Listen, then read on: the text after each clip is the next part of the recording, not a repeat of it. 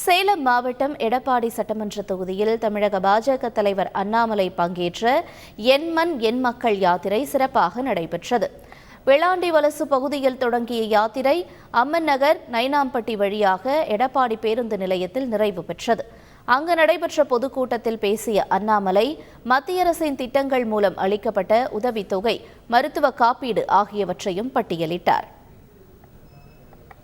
இந்தியாவில் மட்டும் 11 கோடி கழிப்பறைகள் கட்டி கொடுத்திருக்கின்றார்கள். 11 கோடி கழிப்பறைகள்.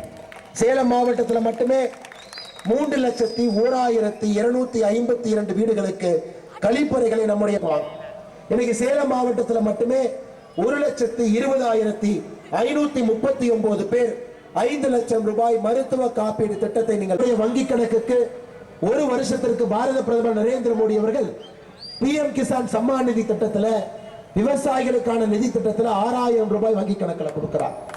சேலம் மாவட்டத்தில் மட்டுமே பெற்றிருக்கக்கூடிய விவசாயிகள் 1,90,151 விவசாயிகள், 1-2 பேர் இல்லை, 1,90,151 விவசாயிகள் 6,000 ரூபாய் வங்கி கணக்குக்கு வந்திருக்கு. இதுவரை இந்த திட்டத்தில் பயன்பெற்றிருக்கக்கூடிய விவசாயிக்கு ஒரு வங்கி கணக்குக்கு மொத்தமாக 30,000 ரூபாய் வந்திருக்கு.